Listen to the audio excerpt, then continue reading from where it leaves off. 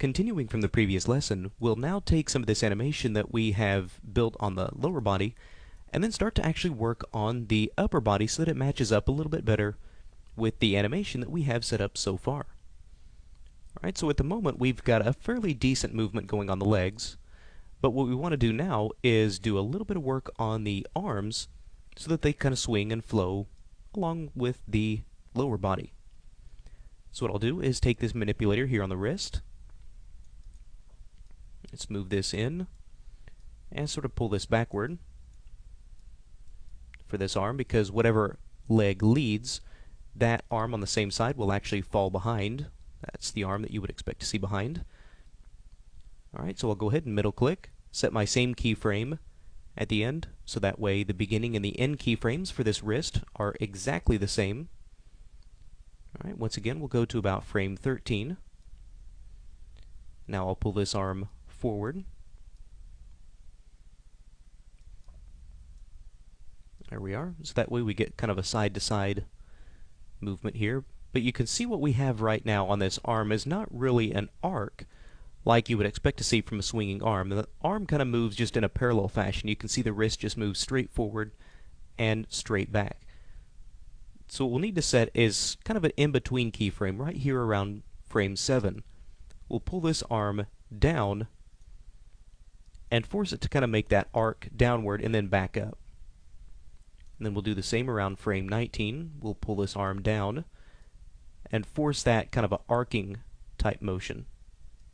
So that way the arm starts up a little bit high, swings down into a low point, and then comes back up. There we are. So let's do the same thing on this other hand. We'll move to frame 1.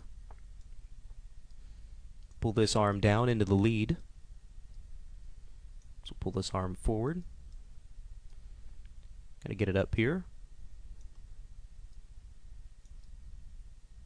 There we are, so kind of like that. So that keyframe has already been set for us. I'll middle click to the end. Set an identical keyframe at the very end, so that way the hand movement stays constant. At frame 13, move this arm backward.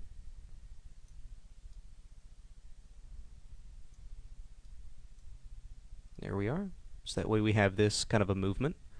And just like before, at about frame 7, we'll pull this arm downward, and might even need to pull it out a little bit. So that way the arm swings in kind of an arcing motion. Just like before, frame 19, we'll pull this arm down. And it looks like we, again, need to maybe pull it out just a little bit more. So that way we get, again, this nice kind of arcing movement on the arm itself. It starts up high, swings down low, and then comes back up high again.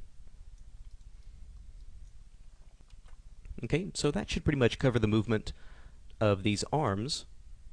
Alright, so let's start to talk a little bit about how we can make this body move the way that we need to, because you can see the upper body is still pretty stiff.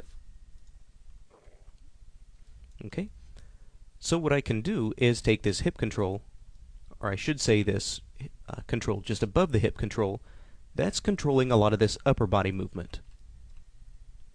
So you can see as I pull it forward or move it upward, that controls how far up along the body it moves. So as I pull this control upward, it pulls way up along his chest, alright, and really kind of scoots him forward. But as I pull it down, it controls more the lower part of his body.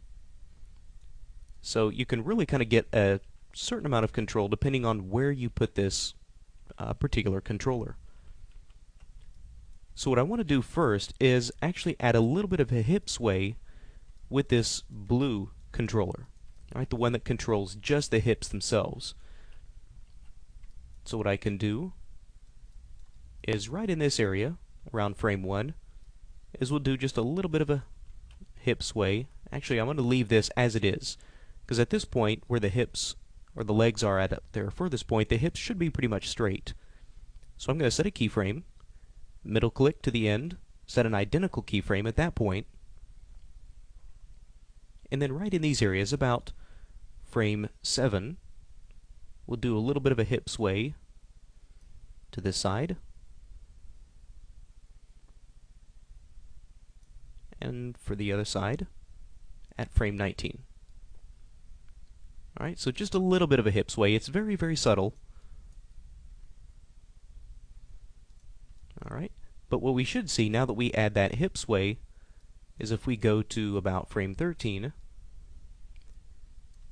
move this chest control forward just a little bit to give him a little bit of that forward momentum.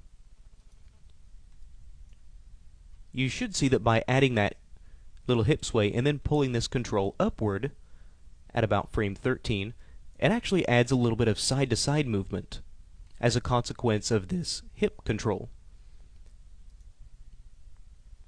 And that's just by pulling this chest control upward to let that hip sway move further up into the upper body. So you can see that inadvertently sort of adds a nice little upper body sway to this. So you can really see he's kind of almost got a little bit of weight to him now as he moves.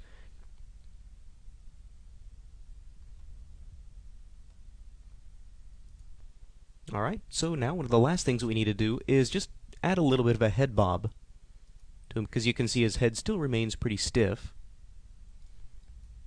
So what we can do is, at this point, about frame 1, I'm going to add a keyframe, and again at frame 25, so it's identical. At this point, the head should probably be pretty much level. And actually probably again at frame 13. Now what I'll do at frame 7 is actually do a little bit of a counter keyframe, so I'll pull his head backward. Maybe level it off a little bit.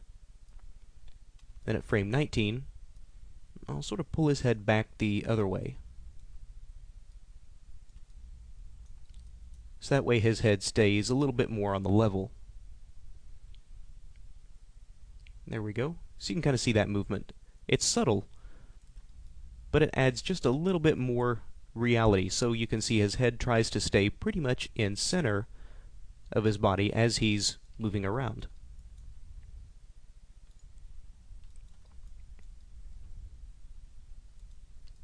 So there we are. There's a nice little walk cycle animation for our character. And what we can do now in the next lesson is we'll actually take this animation, and I will pass this off to Sunder, who's going to be walking you through how to bake this animation out into a format that can be easily taken into your game engine, and we'll start moving on from there.